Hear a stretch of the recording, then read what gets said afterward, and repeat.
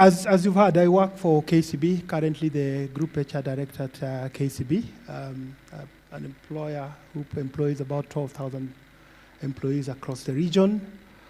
Very, very diverse, different generations, if you like. A lot of the Gen Zs coming in now, and therefore, what that means is that the value proposition as was a couple of years back has to change, and you must keep changing. I keep telling my staff that the only constant thing in this world is change. And I think as HR professionals, as we come into this conversation, we must really be agile and think some of the solutions we are creating today may not necessarily be policy related. They are really, really solutions that are geared towards what we are seeing.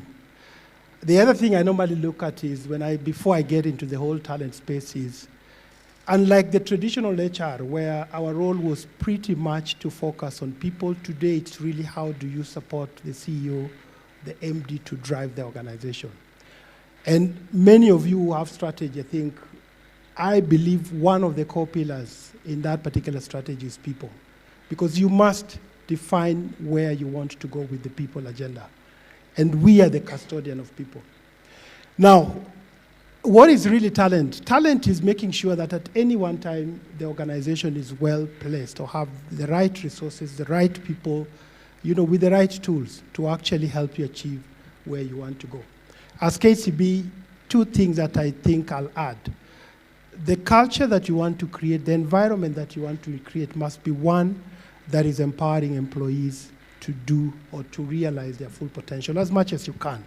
Yeah. So some of the things we've focused on, other than having our strategy, which is around transforming today together, it's how do you transform the organization, how do you transform the society, how do you transform the countries that we operate in. The people agenda is the third piece that is so critical. Then we've defined what we want to see in our people from a culture perspective. One of the things that we've been running since I joined this the KCB organization was the whole culture space. And that's why my team is here, just to get to see how do we continue to innovate as we move forward. And in our culture, we defined what is our purpose. Yeah. One thing that is coming very clearly from many of the people we are recruiting today, they want to understand what does KCB stand for. And one of our rallying call, if you find any KCB employee and ask them what are your values, they'll talk to you a couple of things. One, they'll certainly mention for people for better, meaning that it's the people that we are putting at the center of the business that we run. The number two, they will tell you it's really around how do we ensure as an organization we have closer, connected, and courageous employees. And you might ask why we chose those. The very good reason why we actually moved from where we were to where we wanted to, because we wanted to drive a mindset of people who can actually speak and speak their mind. And that's where the courageous aspect comes in. And it has helped us transform the kind of recruitment we are getting today. A couple of years back, when I was joining KCB, I came from the multinationals. And you can imagine that shift from the multinational to KCB. A lot of people had a wrong perception that KCB is a public organization. But today, the number of people that are willing to come to KCB, you'll be very shocked. And it's simple. What we did is just to make sure that as HR, we want to make sure that we are out there for the people. Number two, we want to drive a culture that actually respects but also encourages a lot of freedom for people to speak, for people to innovate. But most importantly, I think, as my colleague has said, Chris, is how do you ensure that we also have a competitive reward system?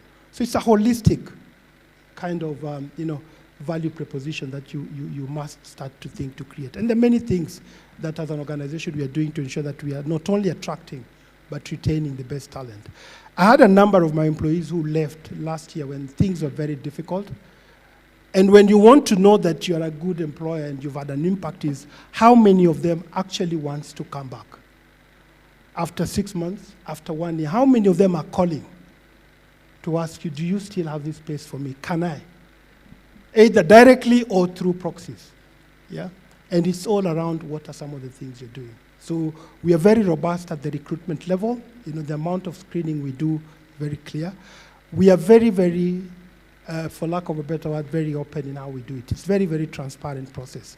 Any position that is opening up today, yeah, we make sure that we open it up for a competitive process, yeah, so that the way we recruit, the way we promote, the way we reward are all tied to the talent that you're building, yeah. So all that talks to, in my view, the environment that you want to build in the organization and how you want to make sure that you recognize that because you're also handling different generations, you must move with time. Yeah. I'll give you another example. One of the things, two things that I think really made us think differently, and many of you probably may have been working around that time as well. COVID was a game changer for us. Before COVID, nobody would imagine that KCB would allow us to work from home. It was not, nobody would even think about it. But with COVID, you'll be surprised how much investment we did put to empower employees to be able to work from home. And that was very well received. Obviously, there are many other things we did that we ensured that we were trying to make it easy for them to work. I think the second one, in my view, was the dress code. Yeah, and we've had different, what I would call, feedback from our customers, from our stakeholders, and so on and so forth. But the dress code, many didn't believe that we can also go on, a casual, smart dress code. But think about it. In my generation, it was perfectly in order to dress formally. And there's nothing wrong with that, even today. But then the generation that were coming, and I had, you can imagine a number of employees in my IT department, technology, yeah, with ties and suits. You get, and they kept challenging you. They're asking you, but really, do I? I think the point I'm trying to drive is, do you listen? And do you actually listen and then say, yeah, actually there's a point here. And then you act, isn't it? And we did that. We said, actually, this is good feedback. So how do you take the feedback? And the Gen Zs and the generation that is coming, even after, they are not like us. They will give us feedback based on what they believe needs to be happening. Our role is to pick it with the experience we have. Probably use it as is or modify it, and then throw it back. Yeah, and that's what you do to create an environment where it becomes much more easier to attract talent.